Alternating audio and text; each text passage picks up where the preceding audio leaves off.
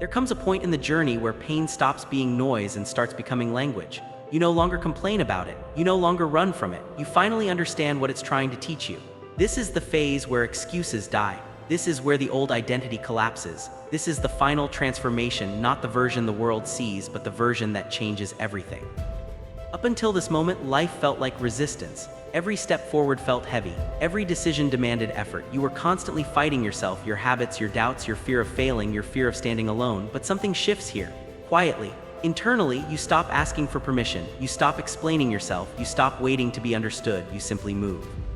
The final transformation is not loud. It doesn't announce itself on social media. It doesn't look impressive at first glance. In fact, most people won't even notice it happening. But inside, everything is different. Your standards rise, your tolerance for nonsense drops. You stop negotiating with weakness. You stop romanticizing comfort. You stop lying to yourself. This is where discipline stops feeling forced and starts feeling natural.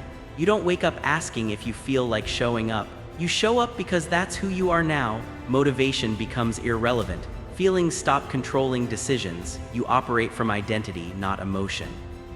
At this stage, you finally understand that your life doesn't change because you want it to. It changes when your daily actions align with the person you've decided to become. You don't rise to the level of your goals, you fall to the level of your standards, and your standards are no longer negotiable.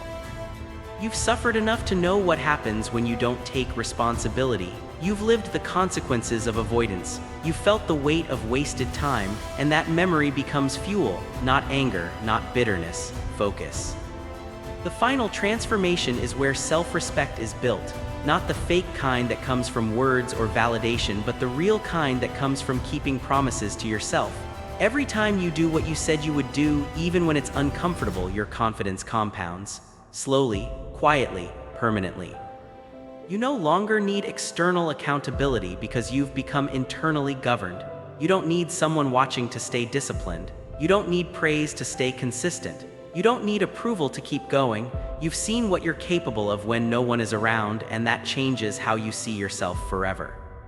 This is also where loneliness changes its meaning. Earlier, loneliness felt like rejection. Now it feels like clarity. You realize how much noise you were surrounded by, how many opinions diluted your focus, how many distractions stole your energy.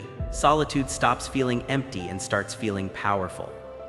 You become selective, not arrogant, not cold, but intentional. You protect your time, you protect your energy, you protect your mind.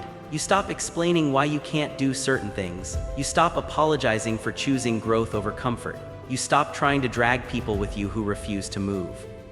The final transformation requires a brutal level of honesty. You stop blaming your past. You stop blaming people. You stop blaming circumstances. Not because they didn't matter, but because blaming them no longer serves you. Ownership becomes your default response. If something isn't right, you fix it. If something isn't working, you adjust. If you fail, you learn and continue. You begin to understand that suffering was not punishment, it was preparation. Every hard moment sharpened you. Every lonely phase strengthened you. Every setback forced you to build resilience. Nothing was wasted. Nothing was accidental. At this stage, your confidence no longer needs to be loud. You don't need to prove anything. You don't need to compete unnecessarily. You move with quiet certainty. You let results speak. You trust yourself because you've been tested and you didn't quit. This is where you stop chasing inspiration and start becoming it. Not by trying to motivate others, but by living in a way that's undeniable. People feel the difference before they understand it. Your presence changes, your words carry weight, your silence speaks. The final transformation is also where fear loses its power. Not because fear disappears, but because it no longer controls your actions. You move forward despite it. You've failed enough times to know that failure doesn't end you. You've survived enough pain to know discomfort won't break you. You stop asking, what if it doesn't work, and start asking, what if I don't try? Regret becomes scarier than failure. Staying the same becomes more painful than change. This version of you is built for the long game. You're no longer chasing quick wins or external validation.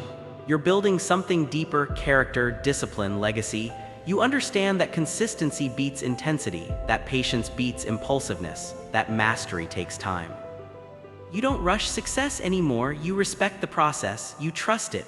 You know that shortcuts always collect interest later. You're willing to do the boring work. the repetitive work, the unglamorous work, because you know that's where real power is built. At this stage, your internal dialogue changes. You no longer talk yourself out of hard things, you talk yourself through them. You don't ask, "Can I do this?" You ask, "What's required?" and then you do it. The final transformation is when discipline becomes identity. You are no longer trying to be consistent, you are consistent. You are no longer trying to be focused, you are focused. You are no longer trying to be strong, you are strong because you've earned it. This is also where you stop seeking validation from people who never paid the price. You stop explaining your vision to people who don't share your discipline. You understand that not everyone deserves access to your plans. You begin to measure success differently, not by money alone, not by attention, but by peace of mind, by control over your time, by alignment between who you are and how you live. The final transformation is not about becoming perfect. It's about becoming real. You accept your flaws, but you don't use them as excuses. You accept your limits, but you challenge them daily. You accept responsibility without self-hatred. You've learned that confidence is built by action, not affirmation. That strength is built by resistance, not comfort. That purpose is built by commitment, not clarity. At this point, you don't need someone to save you. You don't need a miracle. You've become the kind of person who creates momentum, who adapts, who endures, who finishes. And that's the real transformation. Not the body, not the money, not the status. The transformation is this. You trust yourself. You respect yourself. You don't abandon yourself anymore. You show up especially when it's hard. You move forward even when it's lonely. You stay disciplined even when no one is watching. This is where your life truly changes. Not because the world changed, but because you did.